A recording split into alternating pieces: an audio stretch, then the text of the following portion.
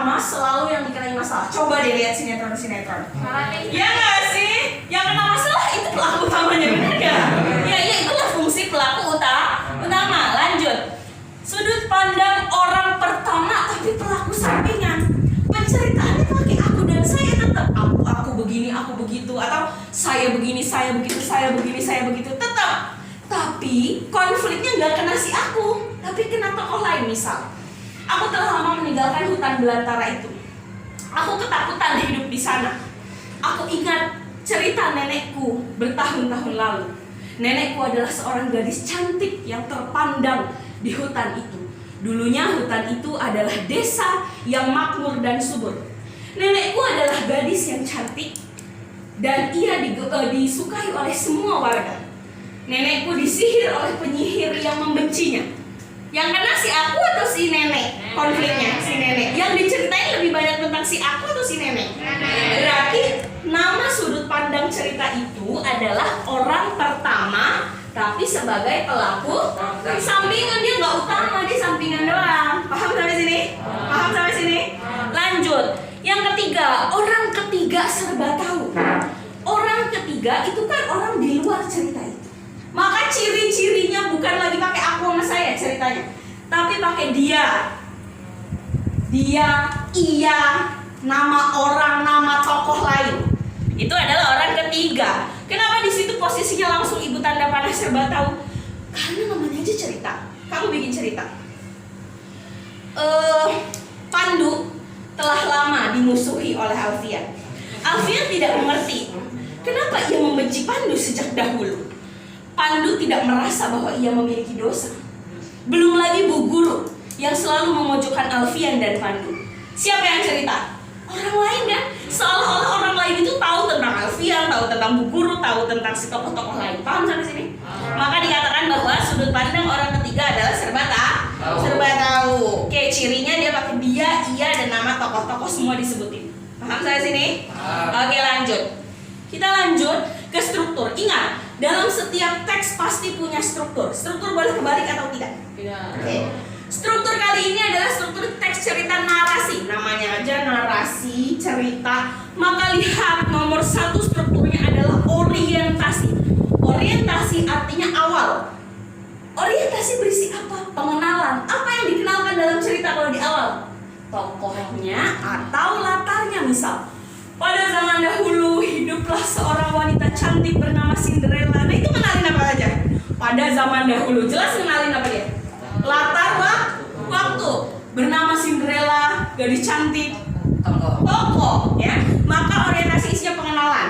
Kedua, komplikasi namanya strukturnya. Kenapa? Komplikasi itu artinya rumit. Nah, tapi dalam struktur cerita, komplikasi berisi masalah. Tapi masalah itu nggak ujuk-ujuk tuh tiba-tiba, nggak tiba-tiba ada, tiba-tiba menghilang, tidak. Maka dalam menjelaskan sebuah masalah kita harus melihat segitiga konflik. Apa tuh segitiga konflik? Yuk kita lihat segitiga yang Bu Mira gambar. Lihat dari awal bawah sebelah kanan paling bawah. Segitiga konflik selalu dimulai dengan pemunculan masalah. Nah, masalah baru muncul nih.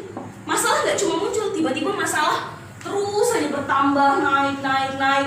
Maka masalah akan ada di puncaknya. Ada di puncak, namanya klimaks. Setelah masalah klimaks, masalah nggak selalu klimaks, nah, tidak selalu di atas. Kenapa?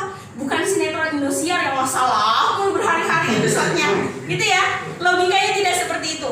Maka setelah masalah memuncak pasti ada peredaan. Peredaan atau masalah mereda namanya anti klimaks. Ya, setelah masalah mereda muncullah baru terakhir penyelesaian. Ada apa di sana penyelesaian? Pasti lahir sebuah solusi, gitu ya. Nah, setelah komplikasi maka struktur terakhirnya namanya resolusi. Di dalam resolusi ada apa? Ada akhir cerita, ada solusi, ada amanat buat pembaca, gitu ya. Coba, misalnya, Rama bangun kesiangan, ia datang ke Al-Kamil dengan tergopoh-gopoh karena terlambat. Bu Mira melihat Rama tergopoh-gopoh sambil melotot karena Rama terlambat. Ia datang, duduk, dan ternyata Rama tidak mengerjakan tugas dari minggu lalu. Bu Mira murka dan marah kepada Rama. Bu Mira menceramahi Rama marah-marah selama 2 jam lamanya, misalnya gitu. Rama segera menyadarinya dan ia segera minta maaf kepada Bu Mira. Bu Mira mengikhlaskan kesalahan Rama dan memaafkannya. Yuk kita kategori ini. Pemunculan masalahnya yang mana? Rama tidak menjalankan tugas. No? Rama bangun kesiangan dan datang terlambat. Itu adalah muncul baru muncul. Klimaks.